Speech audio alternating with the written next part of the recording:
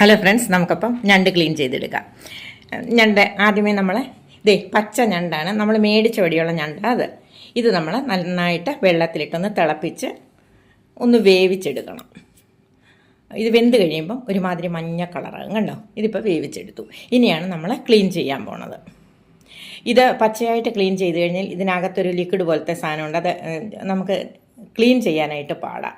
അപ്പോൾ നമുക്ക് പുഴുങ്ങിയിട്ടാകുമ്പോൾ അത് പെട്ടെന്ന് പറ്റും.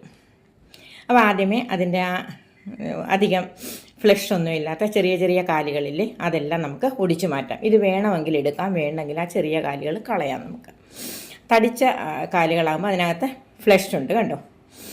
അപ്പോൾ ആദ്യമേ ഈ ഭാഗം അങ്ങ് അടർത്തിക്കളയണം. എന്നിട്ട് നമ്മൾ ആ ഷെല്ലിൽ നിന്ന് ബാക്കി ഭാഗം ഇങ്ങനെ അടർത്തിയെടുക്കുക. അപ്പോൾ ഇതിൽ കുറേ അഴുക്കുകളുണ്ട്, കണ്ടോ? ആ മഞ്ഞ ഭാഗമെല്ലാം നമ്മൾ അടർത്തി മാറ്റിക്കളയണം.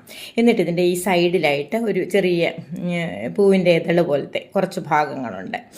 അത് നമ്മളങ്ങ് അടർത്തിക്കളയണം മുഴുവൻ. ചിലരത് അടർത്തിക്കളയില്ല, പക്ഷെ അതൊക്കെ വെച്ചിരുന്നാലാണ് നമുക്ക് വയറുവേദന കാര്യങ്ങളൊക്കെ ഉണ്ടാകുന്നത്. പലരും ഇത് ക്ലീൻ ചെയ്യാൻ അറിഞ്ഞുകൂടാത്തത് കൊണ്ട് ഞണ്ട് മേടിക്കാതിരിക്കുന്നവരുണ്ട്. അപ്പോൾ ഇനി എല്ലാവരും ഞണ്ടൊക്കെ മേടിച്ച് ഇങ്ങനെ ക്ലീൻ ചെയ്ത് കഴിഞ്ഞാൽ വയറുവേദനയും വൊമിറ്റിങ്ങും ഒന്നും വരില്ല. നമുക്ക് നല്ല അടിപൊളിയായിട്ട് കഴിക്കാൻ പറ്റും, കേട്ടോ? അപ്പോൾ എല്ലാവരും ധൈര്യമായിട്ട് മേടിച്ചു. അപ്പോൾ എന്നിട്ട് ഈ തടിച്ച കാലുകൾ എടുക്കാം, മറ്റേ ചെറിയ കാലുകൾ അടർത്തിക്കളയാം. ഇല്ലെങ്കിൽ നമുക്കത് ചെറുതായിട്ട് ക്ലീൻ ചെയ്ത് ഫ്ലഷ് ഇല്ലാത്ത ഭാഗം അടർത്തിക്കളഞ്ഞിട്ട് ബാക്കി ഭാഗം എടുക്കാം. എന്നിട്ട് അതിൻ്റെ ഞാനിങ്ങനെ ഡീറ്റെയിൽ ആയിട്ട് കാണിക്കുന്നത് എല്ലാവർക്കും ഇനി അത് ചെയ്യാൻ പറ്റണം. അതിന് വേണ്ടിയിട്ടാണ് ഡീറ്റെയിൽ ആയിട്ട് പറയണത്, കേട്ടോ? ഈ സൈഡ് ഭാഗത്തുള്ളതും എല്ലാം അടത്തി കളഞ്ഞിട്ട് ഇതൊരു 8-10 പ്രാവശ്യം നമുക്കൊന്ന് കഴുകിയെടുക്കണം. കാരണം കുറേ അഴുക്കുകളൊക്കെ ഇനി അതിനകത്തുണ്ട്. കാലിൻ്റെ അറ്റത്തെ ഭാഗങ്ങൾ ഞാൻ ഒടിച്ച് കളയുക, കണ്ടോ?